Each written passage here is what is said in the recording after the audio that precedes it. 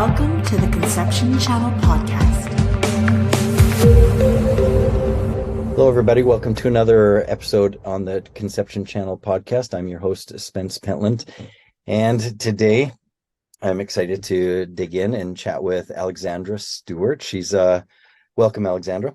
Thank you. Happy to be here. Thanks for having me.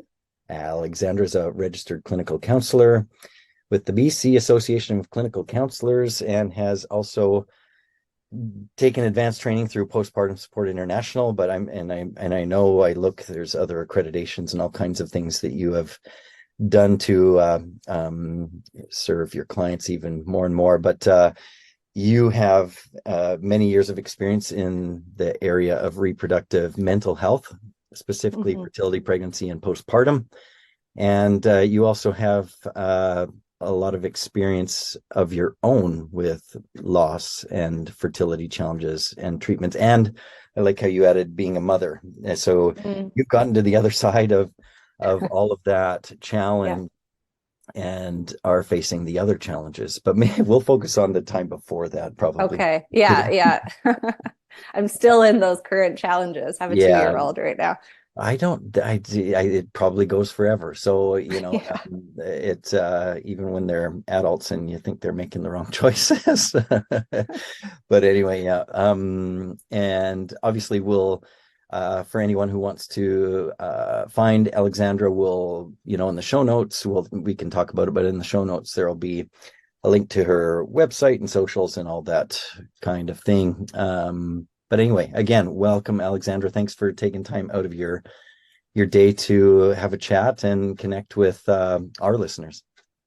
Yeah, thank you.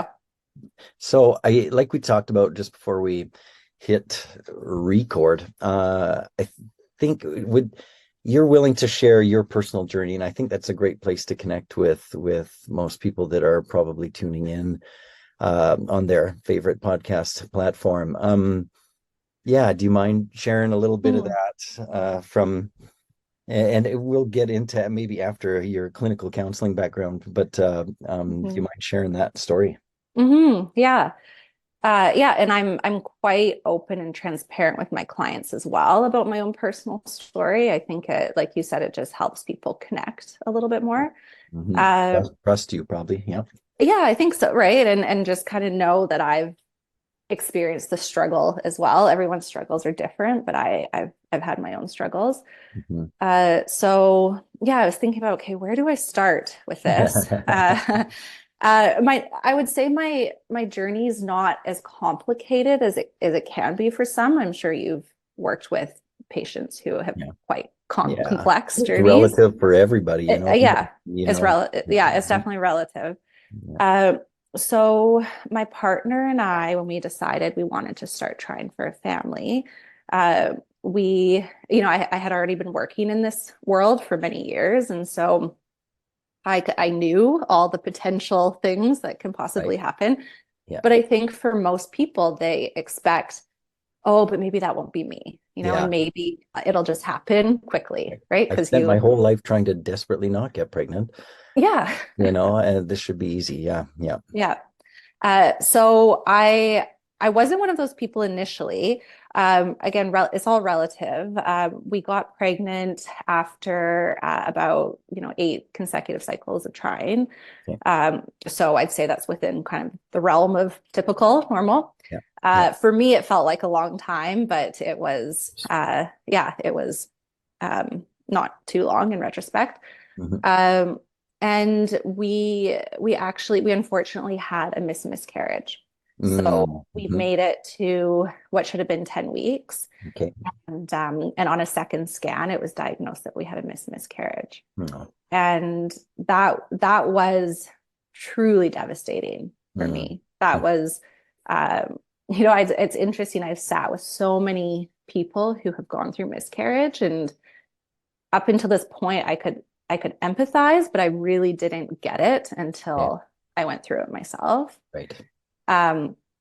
We also talk a lot in the psychotherapy world about trauma and grief being intertwined. And that was very much the reality for me. Like I had never, there was nothing that I had been through in my life to this point that could have prepared me for that kind of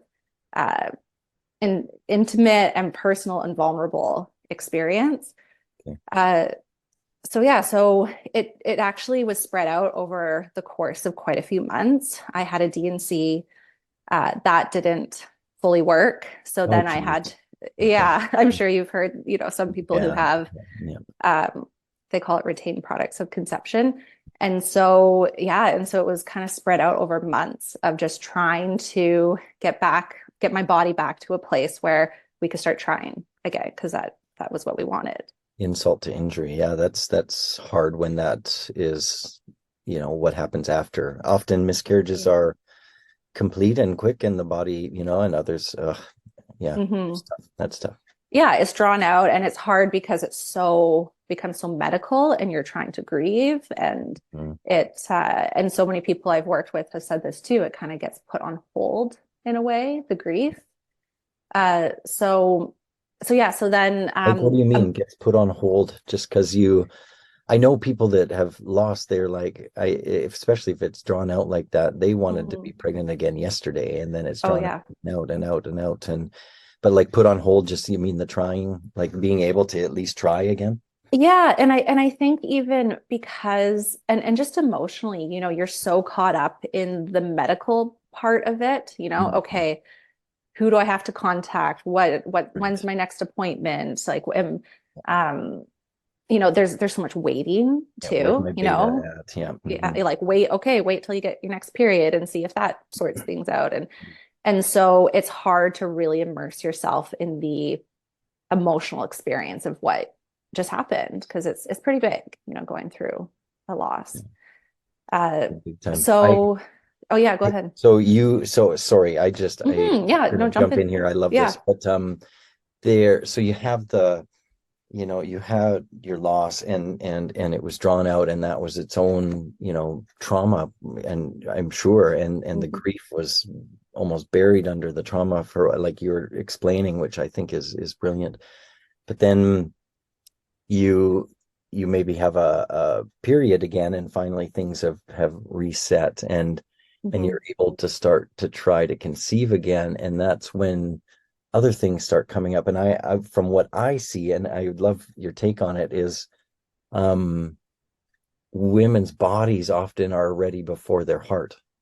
And there's a courage and things that need to be reinstalled or somehow before they're ready wholly, holistically. Yeah. And I'd say it's often these opposing forces that you see show up for a lot of women, because there's also, I see a lot, there can be a really primal pull to, I just have to get pregnant again. And women are very quick to say, this isn't replacing the baby I lost, but it's just this, you can't even put it into words. It's this primal need. But then emotionally, all the realities of what you've just been through are also present. And there's so much fear, there's your relationship with pregnancy tests will never be the same again. Right. Because it's not exciting. It's just like that, you so desperately want to see a positive, but there's also now there's all this fear that comes with a positive. So it gets complicated emotionally. So I think that was the case for me. We tried on our own for a while. So how long did it take you to get your period? Like months, it sounds like. I don't even remember. Because we did the D&C, and then I think I got my period, and then I needed to take the meso. Oh, you did? Oh, yeah, right. Yeah. So I needed to take the medication, and then I think I had to wait for a cycle or two after that.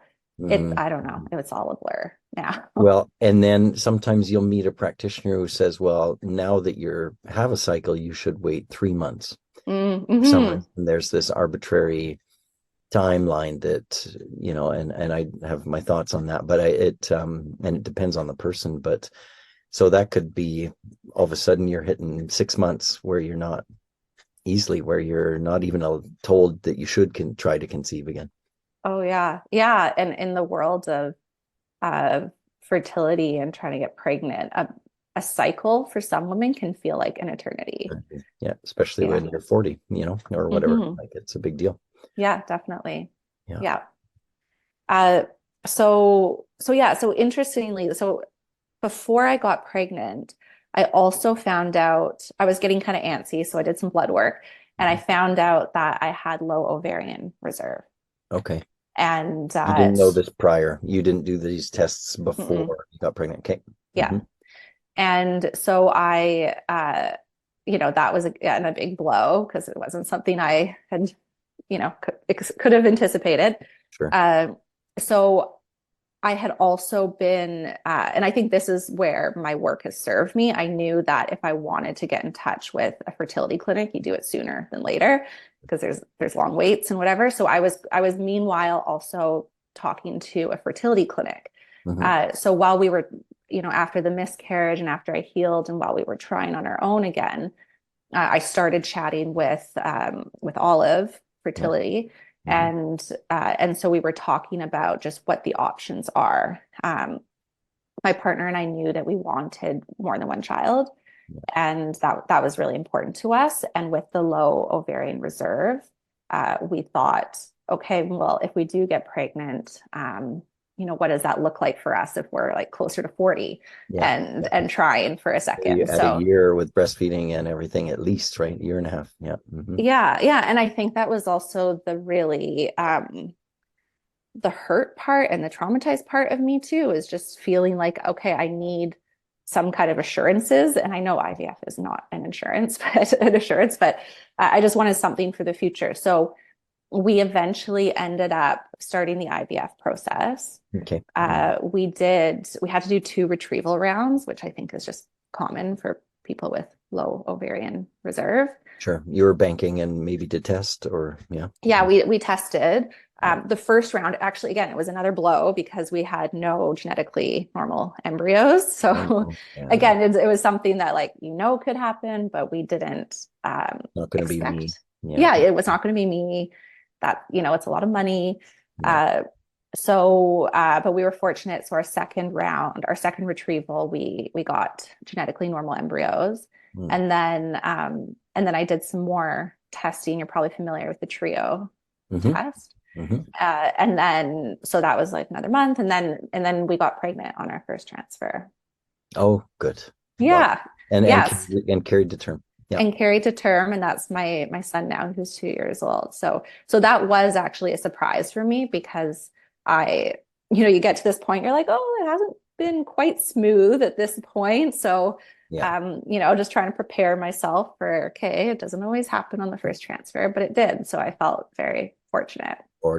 So, okay. So just to give like a really quick timeline, you started trying to conceive maybe 8 months later, got pregnant, and then almost 2-3 months later had miscarriage. So we're pushing a year there almost by that point, close to 11 months. Yeah. And it took a month in a DNC and then misoprostol series to complete the miscarriage. And so that would have been a year for sure. And then you're like, well, if, check into IVF another couple months, and then you started that, went through one cycle and then no genetically normal, and then started another cycle. So you're adding at least another, must have been a 6-month timeline. You got it. Yeah. It was 6 months for IVF. And then you're pregnant. Yay. I mean, amazing. Which isn't always the case the first time, and then you've got 9 months onto that. So that's pushing us to 2 years and a quarter, and then 3/4 of a year, probably breastfeeding. I'm just between when you first started trying to conceive and were able to try for your second, that's a 2-year window. All of a sudden, right? It took a lot longer than what we anticipated. So age, if you're 40, that's a big deal, so that's why sometimes it's like, well, maybe do it, but when you're 35, all of a sudden, 38, 39 comes, and it's crazy once you get involved in the whole thing, huh? It definitely is. And I felt very privileged to be able to have the money to pay for IVF because I think a lot of people arrive at it in quite a place of desperation. And I felt like my situation was, my partner, we probably could have kept trying on our own. And who knows, maybe we would have gotten pregnant. Like I didn't have any other diagnoses that I knew of that affected that. Just a low reserve, right? Low reserve, yeah. And I do think I do kind of credit the work that I've done and just knowledge of the system and just how things work. Like my eggs are that's the youngest they will ever be. And yes, yeah. They talk a lot about egg quality and egg health and I just factor, yeah. And I thought, you know what, if I don't get pregnant in a few years, my reserve is going to be even lower and I'm going to be older. And so I just thought, I just want to jump on this. I want to do some embryos in time. Yeah. And that's smart, even why, younger women in today's world, when it's, finances and career are at the forefront just to survive, freezing eggs is a great idea. Yeah. It freezes your eggs at age 32 instead of, waiting for Mr. or Mrs. Right or whatever. And so I think that's an important piece for people to hear. And even just that, fertility is talked about a lot now, but loss is not as much. It's kind of taken a back burner. I think there's you'd know a lot more. There's some stigma carried by people who at least are getting pregnant, but having losses that they, don't want to discuss it as much because some people aren't even getting pregnant, or I don't know. It's complicated, like you said. Yeah. And so it just seems like one of the overarching messages always in the world of trying to start your family, the sooner the better, always, almost, that you kind of take steps. Yeah, I know. And it's hard because so much of this, when you've had your own struggles, there's a lot in retrospect of like, oh, I wish we started a year earlier or something like that. Yeah. You hear that a lot, but yeah, I am happy that the dialogue is changing somewhat, that there is more information, that women and couples are being more educated just on thinking about this, right? Like you don't have forever, at least for a biological female. Yeah, 100%. Okay. So you, what's your story since then? Just to wrap that together. Did you have more than one embryo and you've tried again, or is this prying into your personal life? No, you know what, by the time the show airs, I probably will have shared with all my clients, but I'm pregnant again. Oh, wow. Okay. Yeah. Cool. Yeah. So yeah. So yeah, I'm just in the process of, it's delicate because of the work that I do. So I'm working on sensitively sharing with my clients and but if they know your journey, or direct them to this podcast, like I think it's going to provide hope, and more than, at some points, obviously women just don't want to see or hear or know of anyone getting pregnant. But I think that's wonderful. Congratulations, by the way. Thank you. Thanks. Yeah. It's, and a lot of the people I work with are just have been really lovely and understanding. And I always give an option, you can I will help you find another non-pregnant therapist to work with because I know the challenge, especially of seeing a bump like that it can be a trigger.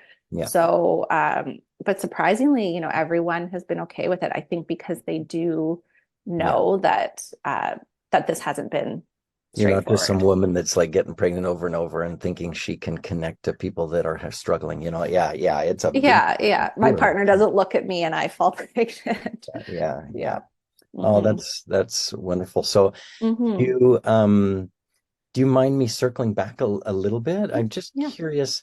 So many women go through a loss on their own and they have the same kind of experience of like, well, okay, well, here's your options, a DNC or misoprostol, and can you kind of just, walk people through either of those and kind of how they made you, or both of those, and how kind of they made you feel, and what you learned maybe even in retrospect from them? Yeah, I wish there was more information sort of proactively out there. I don't know how it would be talked about, but Right. about what your options are, because often the first time a woman is hearing about her options are when she found, like, sometimes even within a half hour of finding out that she's had a miscarriage. So that's just a lot to process, right? Do you want to have the surgical procedure, or do you want this medication? And I guess it depends also on when you have your loss. Sometimes you don't have a choice. I'd be interested to hear what your experience is with patients. This is just purely anecdotal. This is what I've heard in working with people for so many years, is the medication is really a crapshoot. There can be a lot of trauma that can come with the medication. And this isn't to say, for those listening, like, some people I've worked with, the medication has worked great. It hasn't been too much pain. Yeah. But I'd say more often than not, the people that have chosen the medication route, especially if they are like a bit closer to that maximum of when you can take the meds, it can be really hard to do that on your own in your home. The surgery the DNC doesn't come without its own risks. But it's a different process, right? Some people don't like it because it is more disconnected. They give you some medication, either you're totally out or you're kind of drowsy. And some people don't like that. Other people want that. Yeah.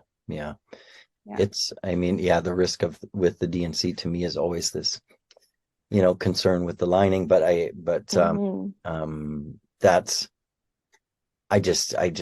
obviously am hyper aware, because I, work with so many women that do have a miscarriage and are faced with exactly what you're talking about, kind of these choices. So from a safety perspective, one is better than the other, but from an experience perspective, one is better than the other is better than the other. And it's a tough spot. And also, depending on when, the loss is determined, if it's early, waiting to miscarry naturally is also comes with its own, waiting and trauma, and still being pregnant and kind of, but the baby's not, alive anymore. And that's that third option that is kind of there, right? Yeah, that's a really tough one. And it's interesting. I experienced this, and I've heard this from so many people. As soon as you find out that pregnancy is not viable anymore, there's this huge mindset shift where you so desperately wanted to be pregnant and wanted that baby in you. And then as soon as you find out, it's like, get this out of me. There's this sense of, I just need this to be over with so I can move on. And that's not the case for all women, but I just hear that quite often. So like you were talking about that waiting to miscarry on your own. Yeah, that's hard. And like you said, of course you need to consult with your healthcare professionals when choosing which option. So maybe the best thing for people to do is maybe you don't have to decide right in that moment. If you just found out, like, maybe you take a moment, say, I want to think about it, do your own research, talk to who you need to talk to, to weigh that out. It's, bottom line, it's hard. And then there's the trauma of not just losing the pregnancy, but the trauma of going through the miscarriage, depending on how it's done, whether there's intervention or not. And then, like you said, again, the grief kind of gets buried. So, does that grief always kind of sit underneath that trauma, because as soon as it's over, wanting to get pregnant again takes precedence usually. Mm.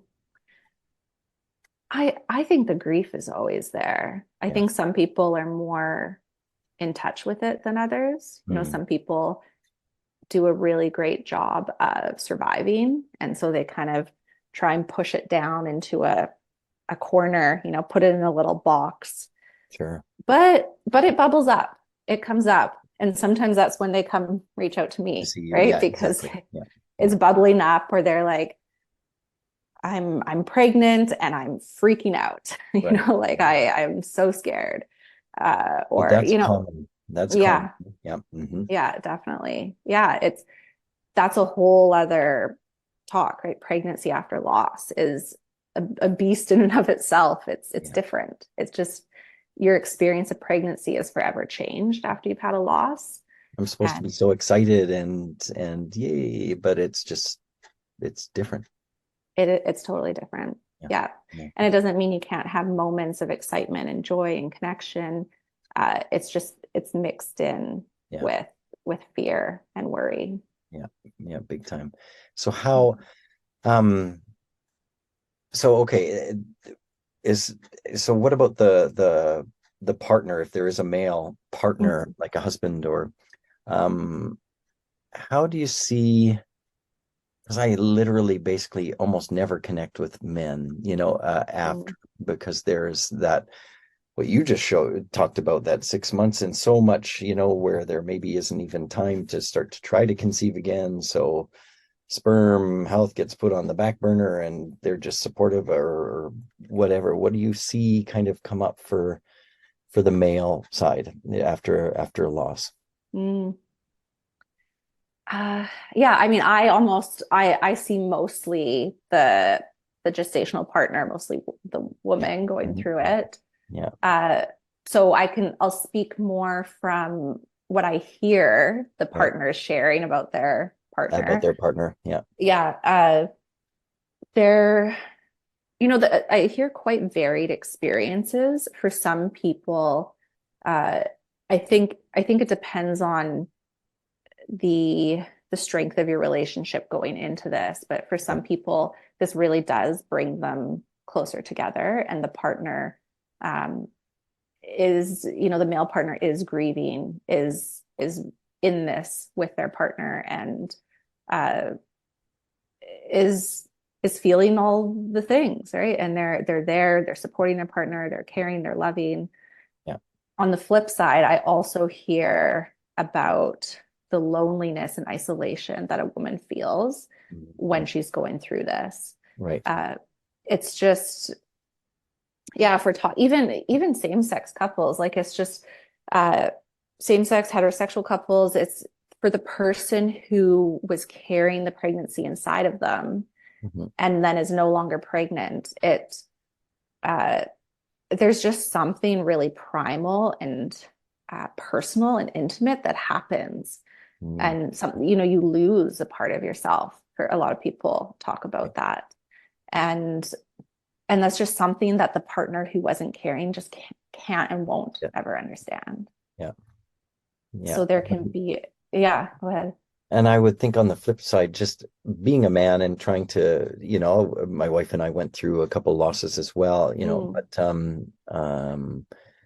just the idea of being really excited for most men also is there, you know, and it's a different connection because it's not happening in their body and it's very theoretical, but the idea is still quite grand and amazing, you know, to men as well.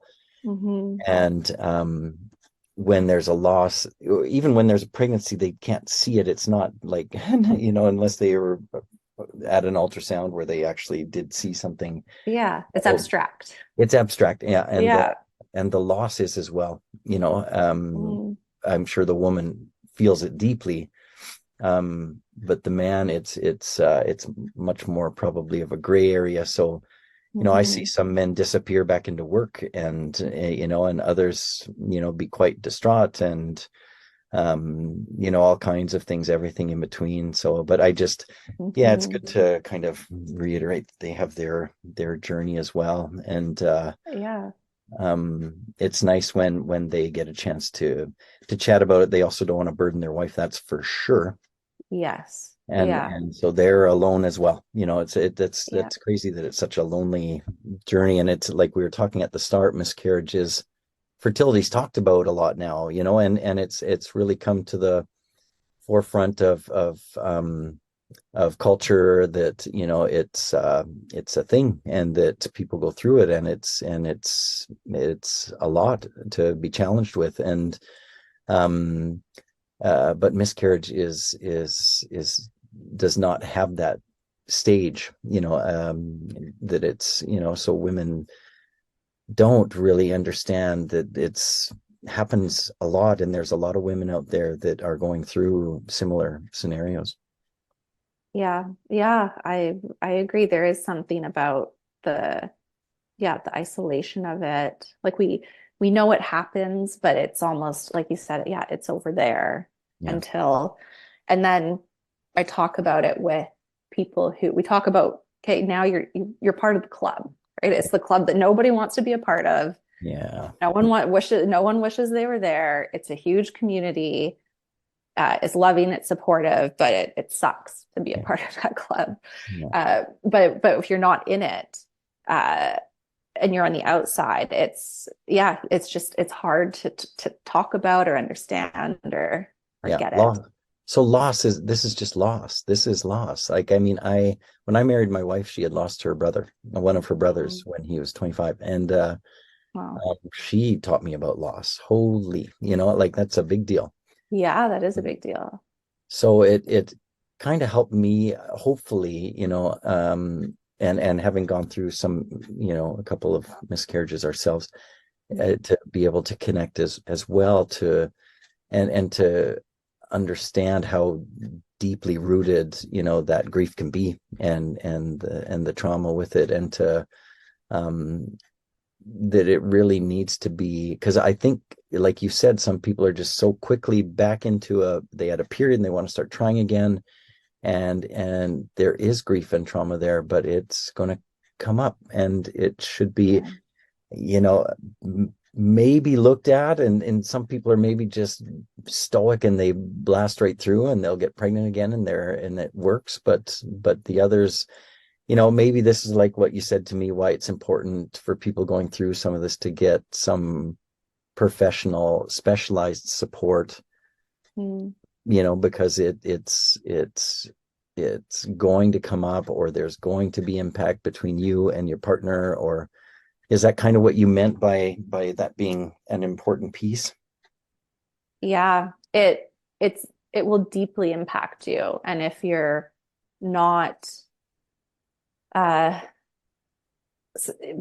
surrendering to that process as it happens and right after it happens, it likely will bubble up in some shape or form, because it is so deeply impactful. And like you said, loss is loss. It's quite a profound experience to go through, to have a really meaningful loss in it, or not meaningful loss, to have a loss that's just so close to your heart. And I've even worked with a lot of women who they weren't even quite sure they wanted to be pregnant. And yet when they have a loss, it shifts, it changes so many things for them. So it's really impactful, and I don't think you can appreciate it until you feel it and go through it. Right. And under, like you were talking about, just learning about loss, understanding how that impacts someone, or impacts someone that you love.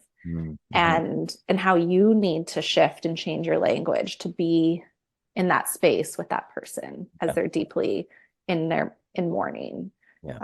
That's important. It's a lot of education, really, like learning.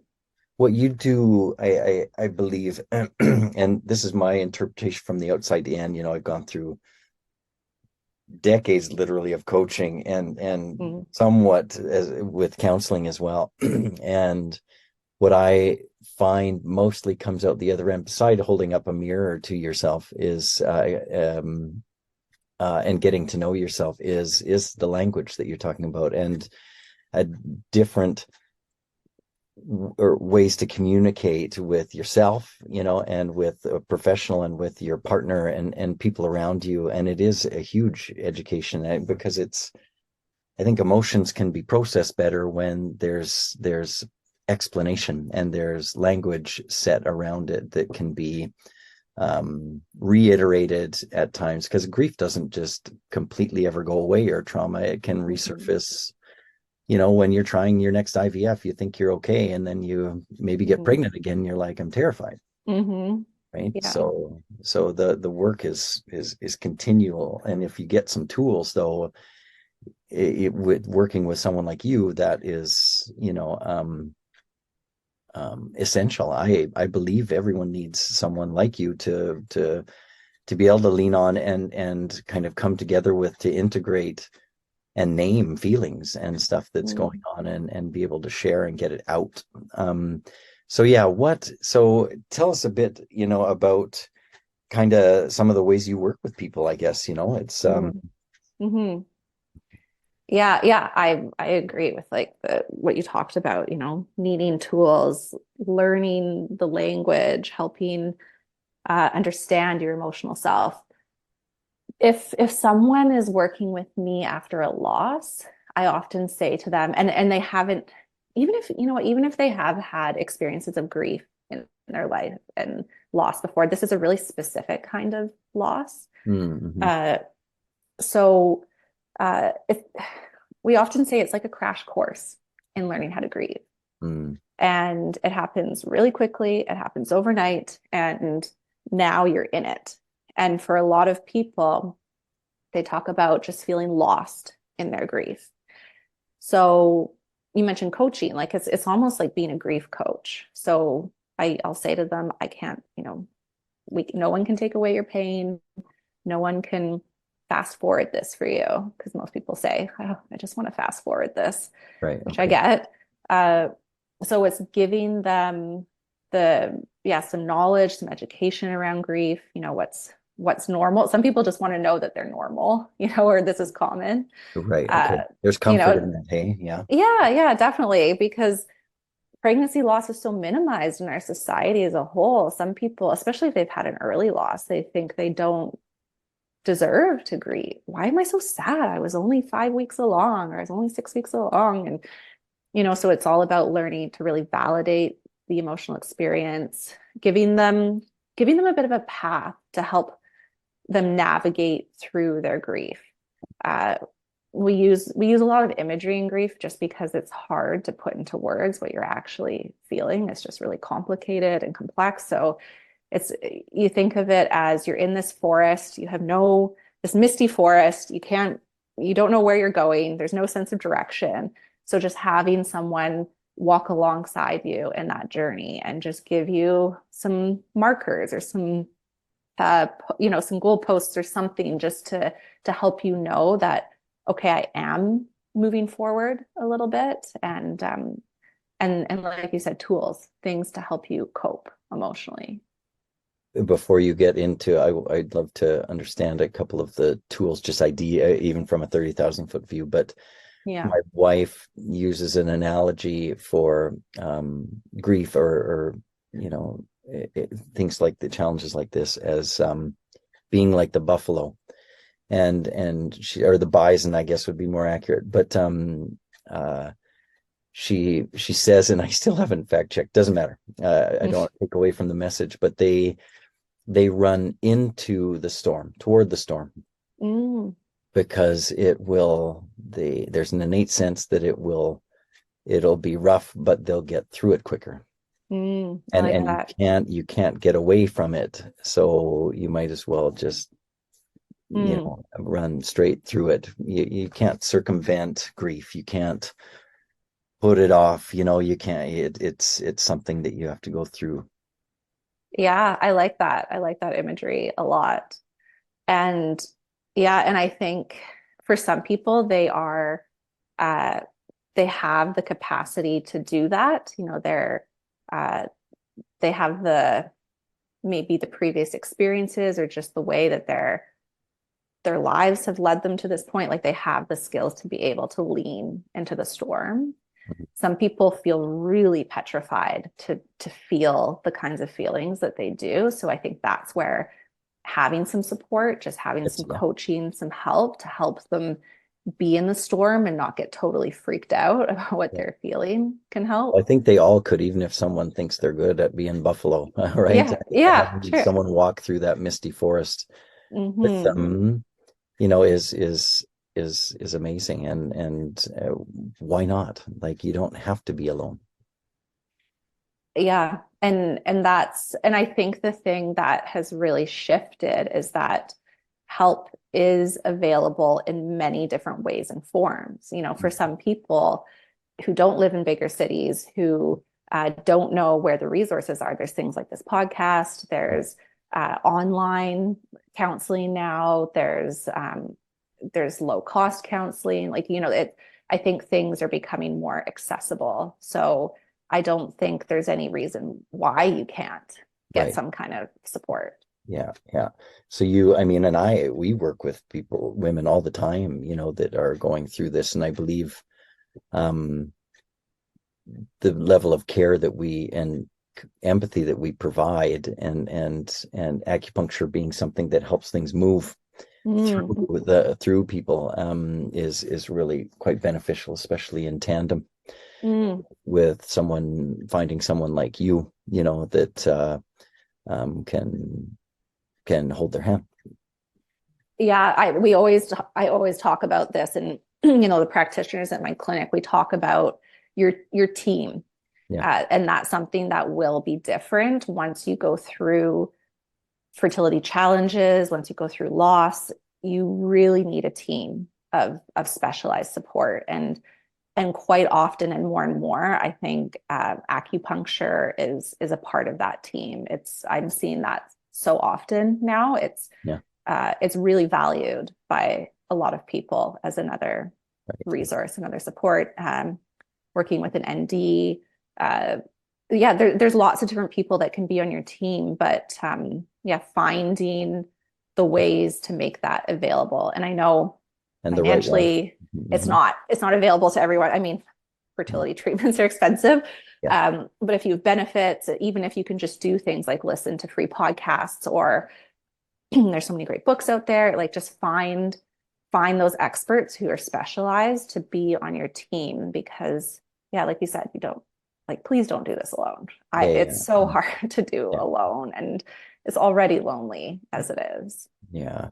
Well, there's people like yourself and myself and the Hollies and the, the Lauren Browns, like that, just that, we've grown up with this for 20 plus years and seen the reproductive health field shift and evolve and change. And with that, I just think as we also age as practitioners, as people, as humans, the level of, wisdom and understanding of what people are going through in life, period, and then stacking something like this on top, really is vital for people to find the right care. So I like, there's so many people doing this, and saying, hey, I can help with people with infertility, but have very little experience and didn't take the time to sit under a mentor like yourself or me, or so and that's to me, that's just the way it is, and you can't do anything about it. But it concerns me because it's a big deal. This is all a big deal to these people going through these struggles. And they're really vulnerable. So you guys have kind of, and I've expanded clinics, and but I don't know how much I want to keep scaling. It's hard, but you guys have kind of come up with an idea to help support even other counselors, maybe some of these younger new ones, just kind of hanging their shingle in the reproductive health field, or allied health professionals like, my clinicians at my clinics, or or new NDs and acupuncturists saying, hey, I'm going to treat fertility just because it seems like a field that's, viable and whatever reasons. You decide to kind of put together support or education for them to better support these people. Yeah, just like you said, there's so many people who are hanging out their shingle and doing this work. And we really want this community to feel so well supported. And so, and the people going through it, I don't want them to be having a negative experience just through the fertility world, but then reaching out for support, which is a vulnerable act. Yeah. And then it just being a miss, it just like, you can't guarantee that you're going to get along with every practitioner. You kind of have to shop around a bit, but you don't want to be feeling hurt by that support. And so, so my colleague and friend and business partner, Ruth, and we've put together this webinar, and it's going to be on, what date is it? Yeah. So it's going to be on June 12th. Nice. And it'll be live, but we'll also record it so people can access it afterwards. But really, it's kind of a general intro to supporting people going through fertility challenges. So we'll just talk about the common things that come up a lot for people who are going through fertility challenges, and both from an individual perspective and from a couple's perspective, because we do a lot of couples work as well. Yeah. So really normalizing that piece, right? Like what the common challenges are, and then what you can do, like better ways to support your clients.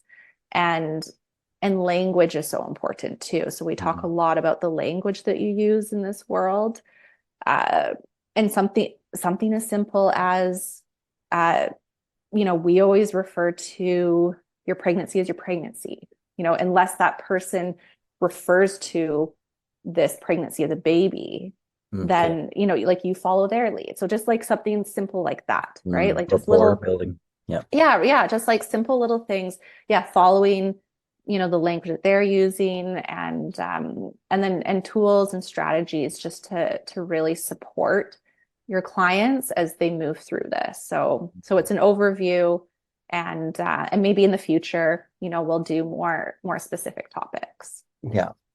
Awesome. I think that's great. So this isn't for the public. This is more for, and I don't think that's not for the public, but this is ultimately to help scale your experience and knowledge, so others can leverage it. And so it's very altruistic of you. That's great. Yeah, it's for other practitioners. Yeah, if you want to deepen their knowledge base. Okay, great. Well, it's maybe something that's another perspective. I mean, I have amazing clinicians, at Ian Still. I'm just so tickled by my team. They're like an amazing bunch, and I've heard great things from my clients who go there. Yeah. Good. It's and I feel that, but it'd be nice for them to jump on. So yeah, we'll be able to put information on that in show notes and stuff as well. Not that it maybe applies, but or maybe I can put it out to my community or something. That if it's if you'd want me to do that, I'd be happy. Yeah. Appreciate that. Yeah. Spread the word. Excellent. It's online, so as many people can join as they want. Yeah, jump in. Yeah, that's the beauty. Okay, so just nuts and bolts here. I mean, do you do online consulting? So can people kind of come through you guys that way as well if they're not from, because obviously not every listener here is going to be from Vancouver and can access you. Yeah. So you do online support as well. Yeah, we do online support. Some people prefer phone support, so we can offer that as well. And if you are in North Vancouver, or some people drive to North Vancouver for their sessions, we offer in person as well. In person. I want to touch on telephone consulting, or sorry, not consulting, counseling. Uh, can I give you an analogy that I was given? So I don't know if this, Please, yeah. but anybody can use it, because we talked about counseling and coaching, and I think, some counselors are more coaches, and some might be counselor consultants. There's differences here, but I was given an analogy. I want to see your thoughts on it at one point, but consultant, counselor, and coach. So let's use learning to ride a bike as the analogy. Consultant will say, well, here's the manual, and here's my fee. Yeah, this is how you ride a bike. Yeah. The counselor will say, well, let's talk about your history and see what might stop you from learning to ride a bike, or might impede your progress. Coach says, get on the bike and I'll hold your hand until you can ride it. Does that kind of work for you? In a sense? In a sense, yeah. Oversimplified. I think, and I'm not a coach, so I can't speak to that realm, but I think that there's a lot of counselors who also say, let's understand why it's hard to get on the bike, or what the fears can be. And yeah, let me hold your hand and let's ride the bike together. You use that analogy, holding your hand through the forest. So I was like, it's same thing, I think, and I don't know. It was oversimplification. But yeah, no, I like that, because I think people don't always know what a therapist actually does. Some people land in our office and they're like, I know I want to be here because I've heard this can help. I don't actually know what I'm needing or looking for. And exactly. so yeah, I think it's just a bit of it's guidance, right? That's I think ultimately what we're looking for is guidance, and we still want to empower people. It's not like you ride the bike for them. It's I'm here to help you learn, and so you respect their autonomy over their choices and the direction they want to go, whatever. But it's just that support piece that's so huge, which is what you provide as well. Yeah, it is. I mean, there is still a bit of a stigma to many about, I'm going to a counselor, that equals me being, Weak. somehow weak or crazy or whatever it might be. And I am like, no, you're being vulnerable and you're stronger than the other person that won't go. That's my thoughts. Yeah. And just because you don't really understand it, is maybe more of a reason why you should go, and start learning some of that language, and start learning how to reflect on yourself, and gain some tools for your toolbox on how to frame aspects of life, and and I wanted to, so for those people that are afraid or not, I mean, just go, connect with someone like Alexandra. And even myself, I had a bit of a apprehension, the Zoom thing. I think a lot of people got used to it face to face over COVID, and that became quite normalized. And it is a good way to connect, because you actually can see and kind of be there with the person. In person obviously is really powerful. But I think they all have their benefits, and I wanted to the caveat being the phone call. I think, for me and probably others, if I felt that way, it's like, well, how can that be valuable? And I went through a lot of the coaching that I've done over the last couple of decades has been over the phone. Oh, and let me tell you, I love it. And it is a format that has probably helped me find more breakthroughs than even in person. Oh, wow.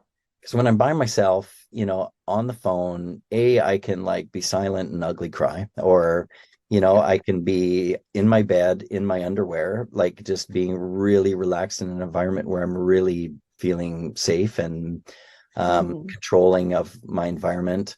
And because a lot comes up, and I've been in person counseling too, and it can be really difficult when you're having such deep emotions to be around someone. Sometimes. So just if there's value in all the different formats. I wanted to reiterate for people who are like, well, I can't see her in person, that's the only way it probably works. I don't agree with that. Yeah, I'm really glad that you shared your experience with that, because I'm finding that more and more. I started with in-person counseling only. Yeah, of and course. then COVID hit, and then of course the world changed. But I find my telephone sessions with clients to be really powerful and Yeah, deep. yeah, And yeah, like you said, there's that ability to maybe be a bit more vulnerable yeah. than perhaps you would when you're in person. So It's yeah. ugly cry in front of anyone is hard, even if it's your Yeah. therapist. Like, I mean, it's just, and I'm a man, maybe that bullshit adds in, I don't know, but I mean, it's you change your presence, Yeah. change how you are a little bit. So I just want people listening to know that there's value in any format. And it's really more about, digging in and Hmm. in any format. So just Yeah, I love start, that. start, Yeah. do it. Start. Yeah, just get going. book Awesome. book the appointment, even if you don't know what you want or what you're Yeah. getting out of it. Just Yeah. just start that initial conversation and see where it goes. I mean, in this modern world, just even how complicated things have seemingly become, and the awareness of all kinds of good and evil and whatever is out there. It's a complicated world, and to think that you can kind of navigate it without support from the village, like, Yeah. is probably almost its own pathogenesis, like a problem. Yeah, I love the way you put that, Spence. I think that's so accurate, so Yeah. true. So, and this isn't a plug for Alexandra. It's just, I mean, we Well, there's need, lots of us out there, yeah, right? yeah, There's lots of exactly. really great qualified therapists out there. Yeah. And I mean, that's what I do. Half of my life too is in practice, clinical practices, connect with people, Hmm. allow them to be heard and feel safe. And then at the end of that, we just apply acupuncture. It's a little different, but yeah, I mean, being brave and vulnerable is admitting and jumping out there into the world and getting some support, in my Yeah, mind. I agree. And it's interesting. I see for some people, maybe the way they were raised or their certain perspective on things, accessing more medical type support feels easier for them. So Sure. if you say, okay, go for acupuncture, go see a naturopath, like that can feel like a safer leap Mhm. than go talk to a therapist. And Right. so oftentimes that person becomes their safe place, that becomes their support where they can share and not feel judged. Uh and that's a really great way into starting to acknowledge and work on your mental health. Yeah. Yeah. Amen. Yeah. Anyone that walks through my doors is not everybody, but they at least on some level are more ready to do the work, to Hmm. reflect, to take their health and wellness and well-being, cultivation to a new place. And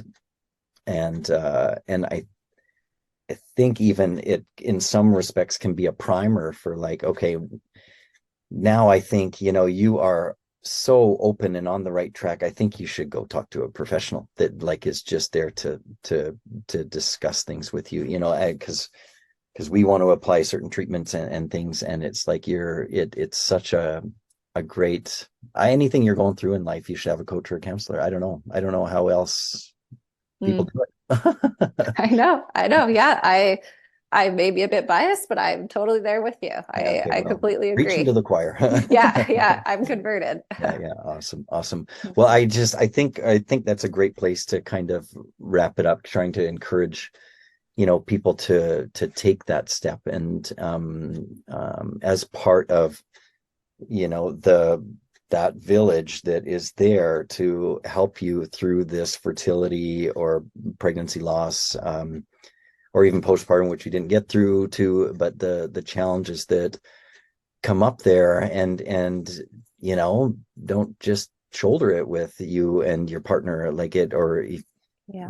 try and there's people out there that are experienced and have some good ideas and can probably, offer some support that could be really helpful. Yeah. Don't do it alone. I agree. I think that's a really great message. Awesome.